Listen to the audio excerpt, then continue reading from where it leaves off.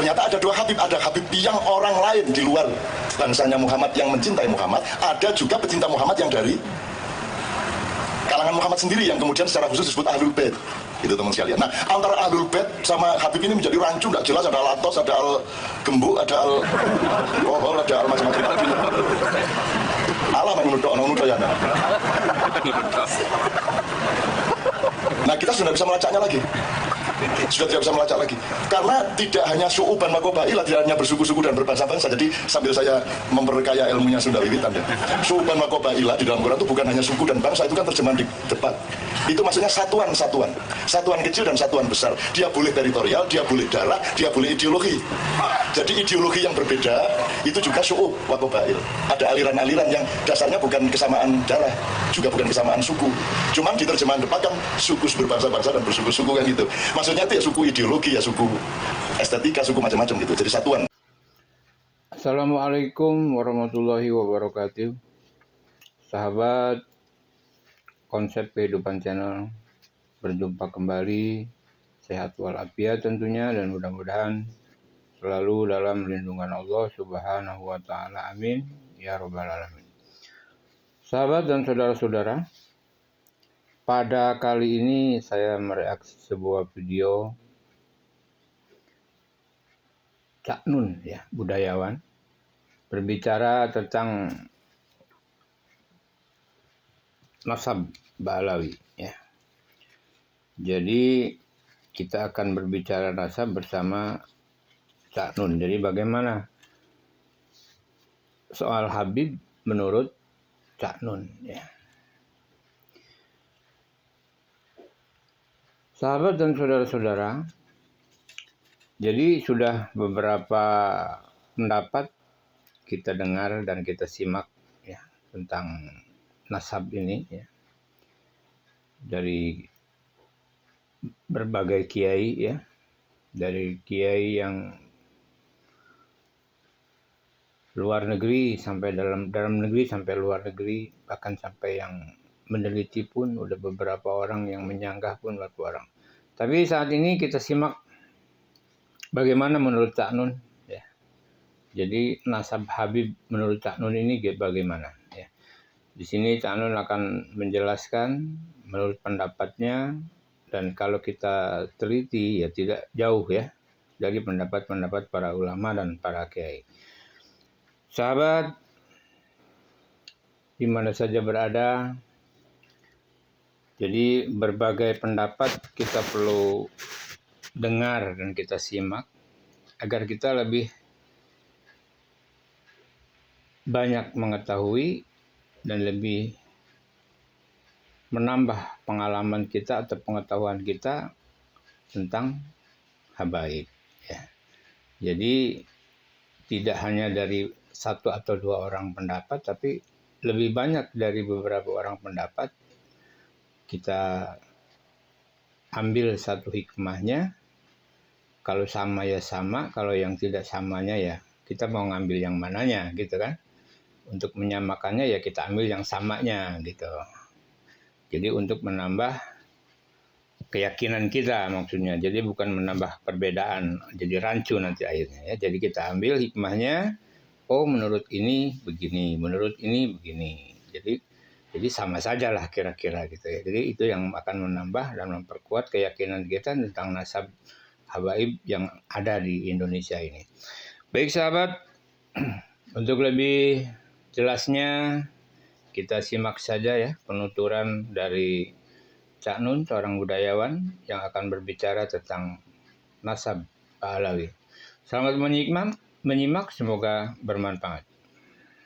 Yang soal jual ayat, soal Habib ini tadi sore saya ketemu sama banyak Habib-Habib di pasar Minggu, dan dia bilang sama saya, mereka bilang sama saya, Cak, yang paling dirugikan oleh majelis-majelis itu adalah para Habib. Dia bilang, lah ya opo sampean ya.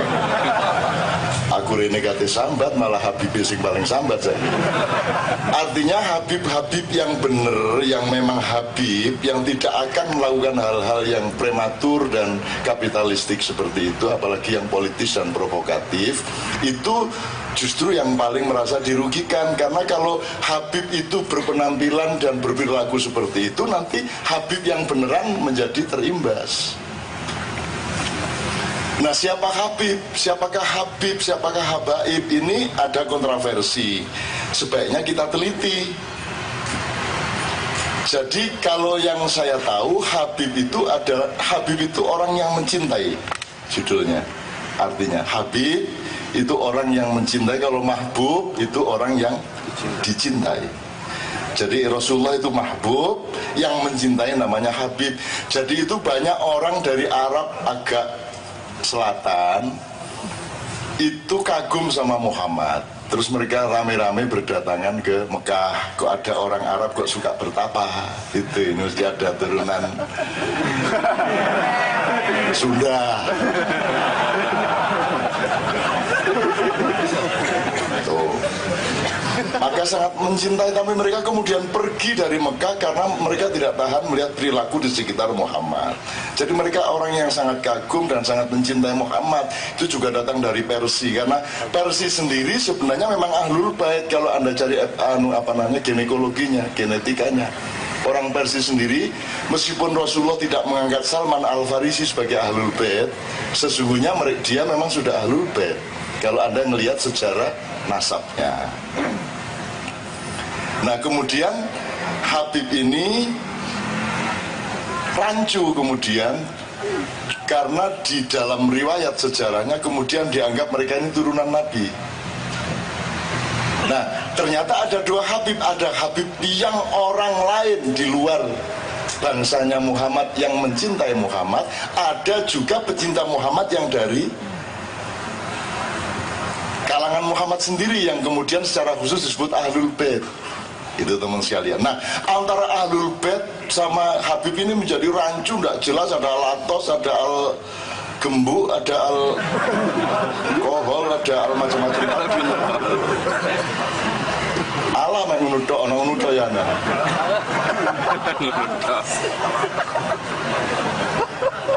Nah, kita sudah tidak bisa melacaknya lagi. Sudah tidak bisa melacak lagi. Karena tidak hanya syu'uban wa qabailah, tidak hanya bersuku-suku dan berbangsa-bangsa. Jadi sambil saya memperkaya ilmunya Sunda Wiwitan ya. Syu'uban wa qabailah di dalam Quran itu bukan hanya suku dan bangsa, itu kan terjemahan di depan. Itu maksudnya satuan-satuan. Satuan kecil dan satuan besar. Dia boleh teritorial, dia boleh darah, dia boleh ideologi. Jadi ideologi yang berbeda itu juga syu'ub wa qabail. Ada aliran-aliran yang dasarnya bukan kesamaan darah, juga bukan kesamaan suku. Cuman di terjemahan depan kan suku berbangsa-bangsa dan bersuku-suku kan gitu. Maksudnya itu ya suku ideologi, ya suku estetika, suku macam-macam gitu. Jadi satuan. Jadi pluralisme terkandung di situ semuanya. Jadi kembali ke soal habaib tadi, suku-suku, satuan-satuan di antara Habib ya macam-macam. Ada Habib yang merasa berhak untuk dihidupi oleh umatnya, sampai tingkat di mana Habib itu ditampung di rumah umat siapa saja yang mau, dibikinkan kamar, dikasih makan tiap hari, terus dia kerjanya memberi nasihat. Kalau Anda dibuka lamaran audisi, saya kira Anda mau itu. Kerjanya memberi nasihat, makan dan kamar tersedia lah, enak. Jadi esok-esok mari sarapan Rasulullah dulu itu ya. Itu. Ketang gerdu, qala Allah Ta'ala di Quran Karim itu. Kok ketemu kucing, ya kucing. Kok ketemu kebo, innal kebo. Enak. Jadi ada Habib yang seperti itu. Artinya saya punya pengalaman pribadi. Ada yang sekedar merasa bahwa dia wajib meneruskan kearifan kelembutannya Muhammad, maka dia juga berlaku lembut dan arif, tapi tidak minta-minta. Dia jualan sajadah, dia jualan karpet, dia jualan dagang beneran gitu loh. Tapi di antara mereka ini sudah sangat rancu.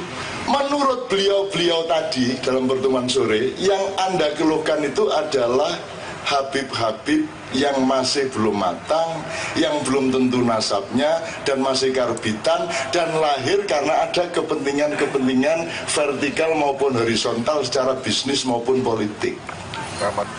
Akhirnya produknya seperti itu, tapi saya tidak mau putus asa hanya karena itu.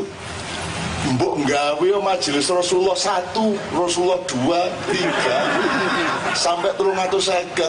Enggak, iya sak Jakarta gak ada masalah aku. Enggak punya masalah saya. Orang Islam, Khalifah Allah tidak punya masalah kate lapo. Belum diutang akeh, ancane utangku akeh tapi gak masalah kate lapo kon. Ngono kok urip iku. Memang saya banyak masalah, tapi saya tidak masalah terhadap masalah saya. Ngono lho, cara urip iku. Kudu wani ngono, nek gak ngono lara temen kan. Jadi kebenduk diel, enake iki. Iki nek gak gudeg iki ya tempe penyet iki. Hilang rasanya, Mas.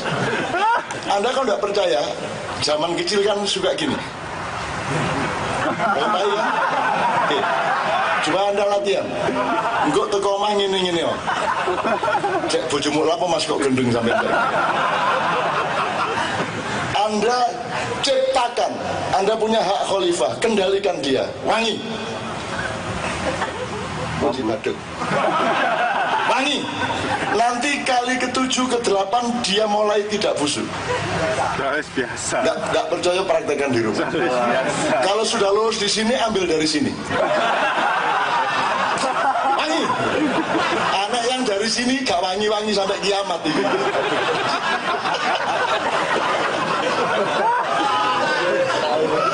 Saya pengalaman rek ngono iku rek. Saya sebagai anak langgar toh.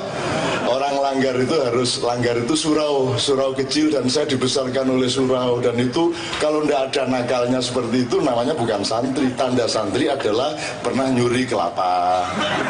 Pernah masuk warung kalau sudah tutup kita gangsir, kita masuk sisa-sisa dicobeknya itu kita jilat-jilat gitu. Pokoknya orang hidup di langgar harus agak ngelanggar, namanya juga langgar kok. Dan saya dulu pinter ngaji karena dilanggar gitu loh. Jadi saya kalau di desa itu kan tidak ada dawet, yang ada katok komprangan. Katok komprangan dari sawah ya ke masjid. Akhirnya kalau di masjid terus sarungnya digini-gini, soalnya dicopot, taruh di belakang pintu. Nah begitu misalnya ada 8 orang-orang tua dari sawah sholat, ini soalnya ngelempro sampai tak jupuk aku gede ini, tak dalam buku. Jadi selandari kuat sampai terus melayu aku gitu. Seneng banget aku. Jadi saya sudah bahagia sejak kecil, sehingga saya di masa tua ini tidak cari kebahagiaan dari siapa-siapa. Ngono loh, saya nggak akan nyuri apa-apa. Mergo aku wis tahu ngene iki man. Yang paling serem kalau sudah ada orang sholat, kita ambil tabuhe beduk, pas sujud diteleki ini.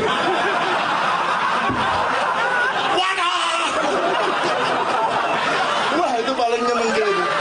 Jadi waktu sujud itu kita taruh tabuhe beduk itu, pemukul beduk itu, terus langsung lari keluar langgar sampai sana. Iya.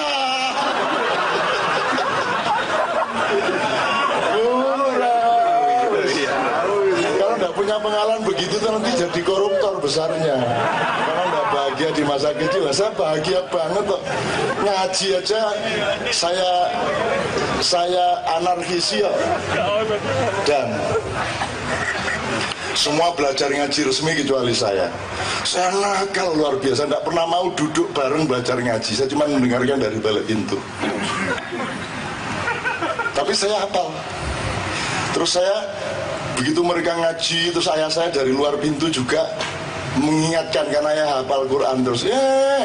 Keliru itu, gitu. Nah, nanti saya lewat depan langgar. Pempojarot tak balang rutu.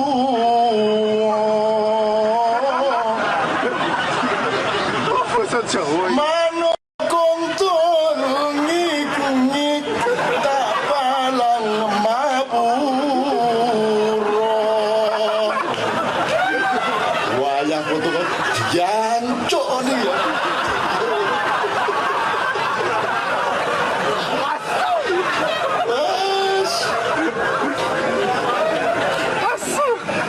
masa kecil saya bahagia banget sama Allah itu. Makan gak karu-karuan, gua berkelahi diadu. Jadi setiap malam itu langgar ditutup diadu. Yang gede-gede ngedu sing cilik-cilik. Wah, saya gelut itu nggak tahu udah ratusan kali saya. Piding-pidingan. Wus pokoknya saya lakukan itu semua sehingga sekarang saya lihat apa ini dunia. Apa yang memikat.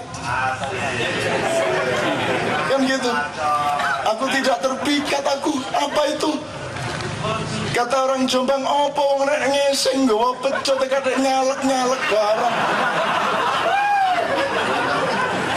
Gede gambare caleg P3, caleg PAN. Tukang becak liwat ala dapurane nek sing nggawa pecut. Bingung aku apa nek sing nggawa pecut. Jadi kalau kita beol di sungai, ini airnya sir. Kita bawa cambuk. Begitu tai kita mengalir, ada ikan mau makan, kita cambuk. Ayo. Lawang tainya aja nggak boleh dimakan orang, apalagi uangnya, kan begitu maksudnya. Jadi tai aja dia nggak, dia begitu bakhil dia sama tainya sendiri, apalagi duitnya gitu loh. Gitu kok nyalek kata orang Jombang gitu. Jadi wah, wong Jombang ini nggak dagelan top temen. Semua mito. Itu mas kalian ya. Nah sekarang Anda bahagia nggak? Anda mendapatkan kebahagiaan kecil nggak? Gratis nggak? Mudah nggak? Jadi kenapa kamu cari yang enggak itu? Apa yang memikat? Apa yang engkau terpesona? Apa yang mempesona ini di dunia ini apa? Apa wis?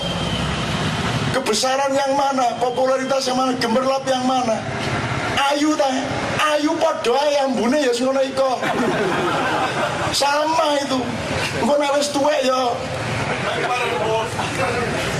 ya nyampirno.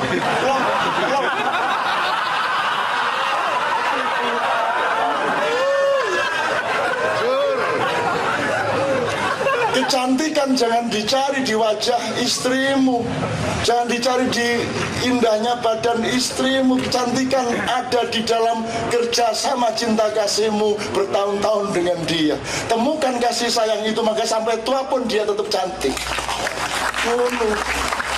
Kalau nggak bisa begitu, nggak usah kawin.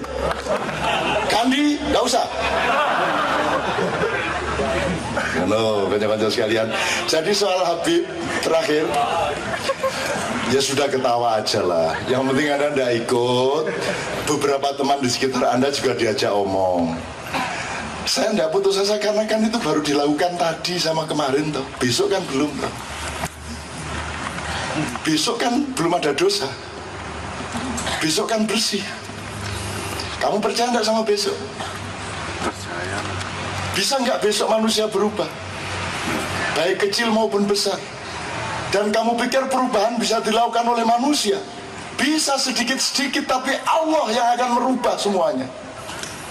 Kamu pikir kalau Allah mengatakan, wahai manusia, aku tidak akan merubah engkau sebelum engkau sendiri merubah dirimu. Kamu pikir itu terus, coba kalau kamu cerdas, la yughayyiru ma biqaumin hatta yughayyiru ma bi anfusihim. Kalau kita kurang ajar sama Allah terus jawab gini, loh Tuhan, kalau memang engkau mengatakan engkau tidak akan merubah nasibku sebelum aku merubah nasibku sendiri, kan gitu.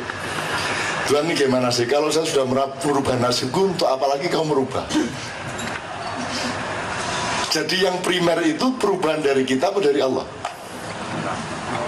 Jadi Allah cuma mau bilang gini loh, wis tokon iku sing penting ketok sembayang lah. Sing penting ketok macul-macul, ketok nyambut gawe. Pamit kok bojomu jam 8 esuk mbuh nang ndi turu ndek gedung kok sore mulai wis lumayan lah. Sing penting ada usaha keluar rumah gitu loh. Sing penting ketok macul-macul, ketok lapok keringetan. Aku dulu punya teman. Jam 9 pagi ke rumah saya. Nanti jam 5 sore dia pulang ke rumahnya. Kalau ke rumah saya, dia pamer mengenai rumahnya. Dia merasa bekerja. Begitu pulang ke rumahnya, dia cerita mengenai bagaimana di tempat saya, dia merasa bekerja juga. Jadi dia cuma pergi tok. Pulang. Jadi semuanya gak apa-apa. Terus lumayan lah, kerjaan susah kok ya toh. Pokoknya penting lungo. Ayah saya sendiri pernah mengalami seperti itu teman sekalian, dulu dalam keadaan sangat miskin. Pokoknya ayah saya yang penting keluar rumah jalan berpuluh-puluh kilometer. Ibu saya tenang, bapakmu nyambut gawe. Saya melaku doa. Ya tapi lumayan gitu loh. Yang penting ya Allah, ya hanya ini yang bisa aku kerjakan, melaku. Gitu kan.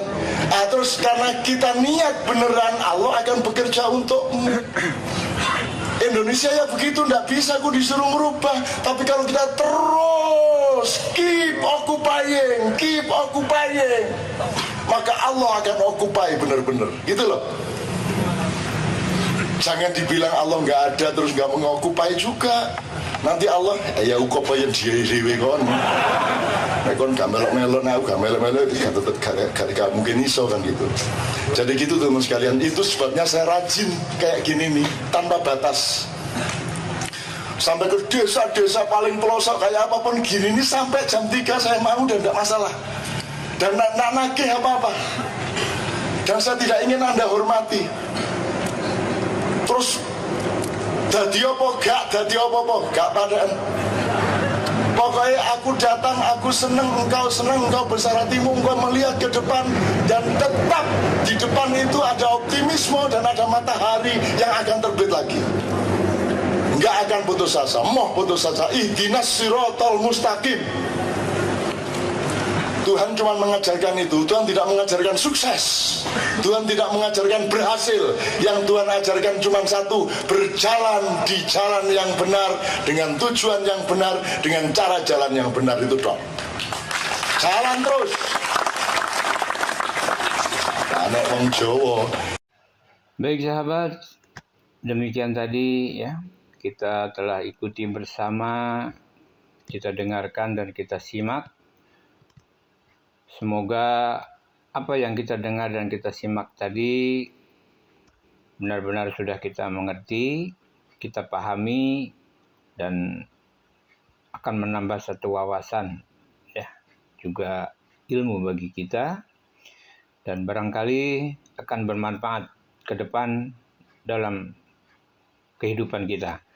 Baik sahabat, dari apa yang kita dengar dan kita simak tadi juga akan menambah satu keyakinan kita, juga pendapat kita kalau habaib itu seperti apa dan bagaimana. Nah, ya.